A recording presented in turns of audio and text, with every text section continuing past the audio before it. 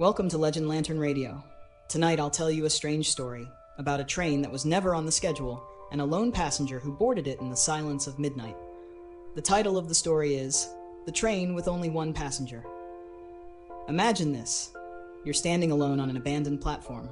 The clock strikes midnight. No trains are supposed to arrive. And yet, from afar a whistle echoes and a beam of light cuts through the mist. The doors slide open. Empty, waiting only for you.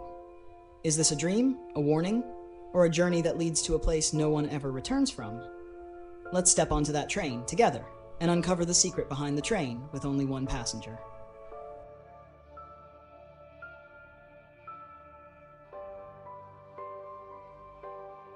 The train with only one passenger. Part 1. The platform at midnight.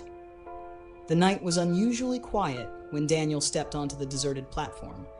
A thin mist clung to the air, curling around the dim yellow lamps that flickered as though they were struggling to stay awake. The timetable on the wall claimed that no trains should be running at this hour. Midnight had long passed, and the last departure was listed at 11. Daniel wasn't supposed to be here either. He had wandered, half in thought and half in grief, after leaving the hospital. The scent of antiseptic still clung to his coat, though he tried to ignore it. It had been 3 days since his father's passing, and silence had become his constant companion. He walked until the streets ended at the edge of the old station, a place he had not visited since childhood. The platform was cracked, the paint peeling, the benches warped by rain and years. It looked forgotten, much like he felt.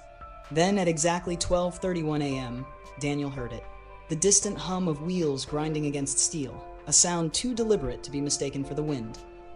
Slowly, out of the darkness at the far end of the tracks, a train emerged. Its headlights pierced the fog like twin eyes, cold and unblinking. There was no announcement, no crowd, not even the echo of hurried footsteps.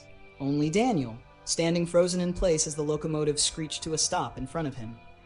The cars gleamed with an odd kind of polish, neither modern nor antique, as if they belonged to no particular time. Their windows glowed faintly, but behind the glass he could see no silhouettes, no movement. The doors opened with a hiss, inviting and ominous all at once. Daniel's heart pounded. Every instinct told him to turn back, to flee into the fog and forget this apparition. Yet something stronger pulled him forward. Curiosity, or perhaps despair. He thought of his father's final words, whispered through shallow breaths. There are journeys only you can take. Maybe this was one of them. With hesitant steps, Daniel boarded. Inside, the train was silent, except for the faint hum of machinery and the distant clatter of unseen wheels. The seats were arranged in rows of deep red velvet, polished brass bars lining the aisles. A faint smell of smoke and iron lingered, mixed with something he couldn't name, something ancient, like forgotten paper or burnt wood. He walked the length of the first carriage. Empty. Every seat perfectly aligned, untouched. His footsteps echoed louder than they should have, as if the walls were hollow. When he reached the second car, the lights flickered once, and he thought he heard a whisper. It was gone before he could place it. "Hello?" His voice sounded fragile, like it didn't belong here. No answer. Daniel swallowed. He should have turned back. He knew that. But the silence behind him felt heavier than the mystery before him. So he kept walking.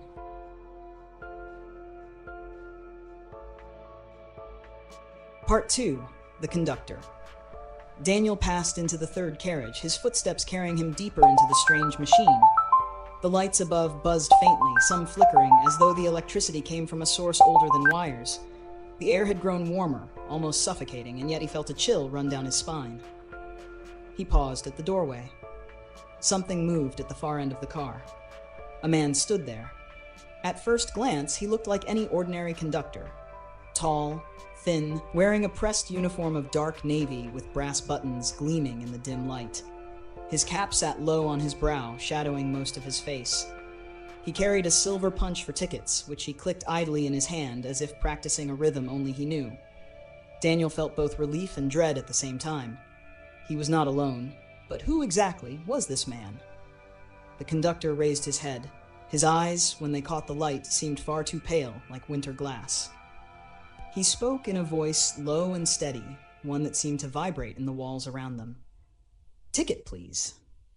Daniel blinked. I don't have one. This train, there wasn't anyone at the station. I didn't even know it was running. The conductor regarded him for a long, silent moment. The rhythm of the silver punch stopped. Then, unexpectedly, the man gave a faint smile. Everyone who boards has a ticket, he said, whether they know it or not. From his pocket, he pulled a small, half-folded slip of paper and held it out. Daniel hesitated before taking it. The paper felt rough, almost brittle, like parchment rescued from fire. Scrawled across it was his name, Daniel Harris, and beneath it a single word written in neat ink, "One way." His throat tightened. What kind of train is this? The conductor did not answer directly. Instead, he gestured to the empty seats. "You may sit wherever you like. You are the only passenger tonight." "The only one?"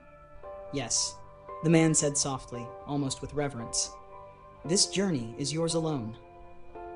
Daniel felt an ache in his chest. He thought of his father again, of the funeral he could not bear to attend fully, of the hollow silence in the house. His father had often spoken in riddles, half poet and half pragmatist. There are journeys only you can take. He sank into a seat by the window, gripping the ticket tightly. Outside, the fog pressed against the glass like a living thing. He could see nothing beyond it. The conductor walked down the aisle with slow, deliberate steps. At the far end of the car, he paused, turning back once. "When the train moves," he said, "do not be afraid of what you see." And with that, he disappeared into the next carriage, the door sliding shut behind him. Almost immediately, the train shuddered. A deep groan rose from beneath the floorboards, followed by the grinding of wheels.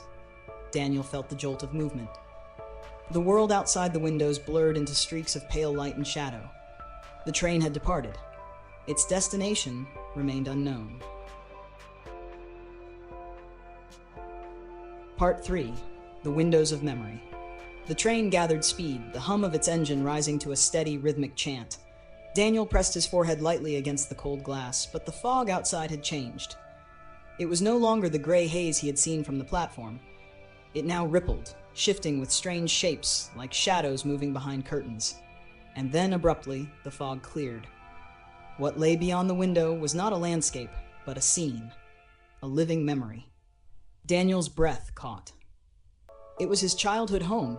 He recognized the peeling white fence, the swing tied to the oak tree, and the small garden where his mother used to plant lilies. Through the glass, he saw himself at 8 years old, chasing a soccer ball across the yard. His father sat on the porch, smiling faintly, pretending to read the newspaper while secretly watching. Daniel reached out, his fingers trembling against the pane. The scene looked close enough to touch, yet impossibly distant. Suddenly, the image blurred and shifted. The garden vanished, replaced by a classroom.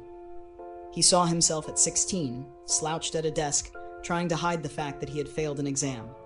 He remembered the crushing weight of shame, the way he avoided his father's gaze that night. Outside the window, the younger Daniel lowered his head as the teacher scrawled red marks across the page. Daniel recoiled from the glass, his heart pounding. The train was showing him. What? His past? His regrets? The door at the end of the carriage slid open.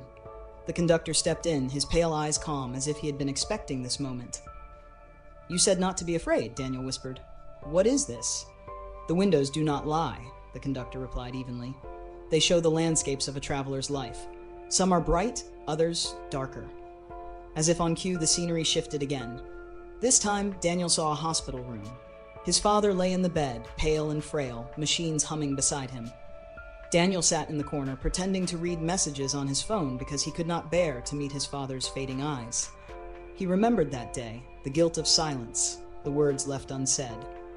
"No," Daniel muttered, his hands curling into fists. "I don't want to see this."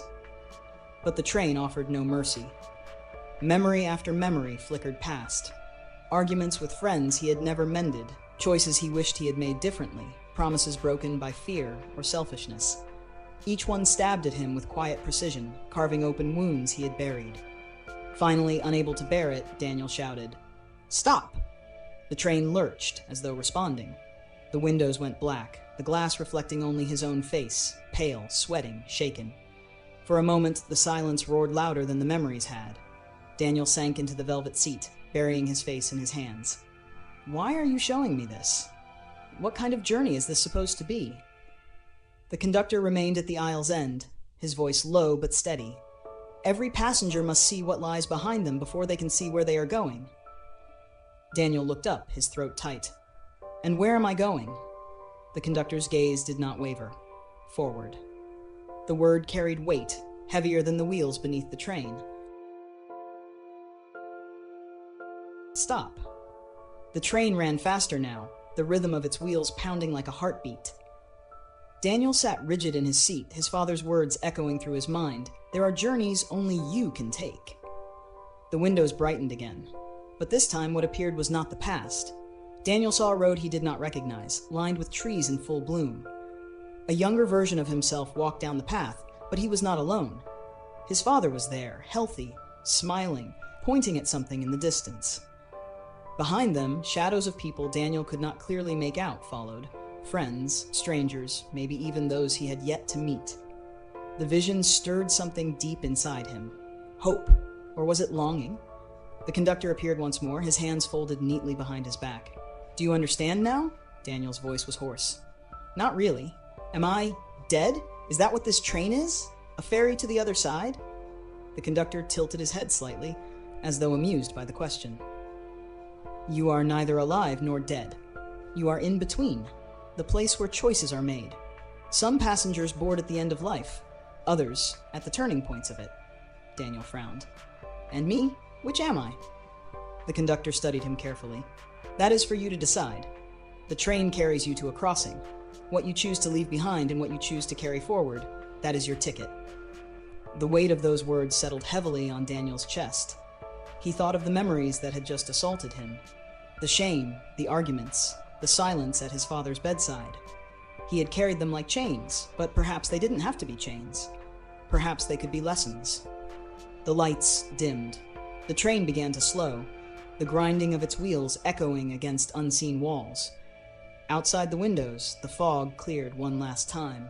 A station appeared. It was unlike any station Daniel had ever seen. Vast, quiet, suffused with a golden light that seemed to rise from nowhere. The platform stretched endlessly, vanishing into the horizon. Above it hung a sky neither night nor day, but something in between, painted in shades of silver. The train screeched to a halt. The doors opened with a hiss. "This is your stop," the conductor said. Daniel stood shakily, still clutching the brittle paper ticket. He hesitated at the door, his eyes darting from the glowing platform to the conductor's pale face. "What happens if I get off?" "You move forward," the man replied simply. "And if I stay?" The conductor's eyes softened. "Then the train will keep running. Forever." Daniel took a deep breath. For the first time in weeks, maybe months, he felt the faintest trace of clarity. His father's words lingered. "There are journeys only you can take."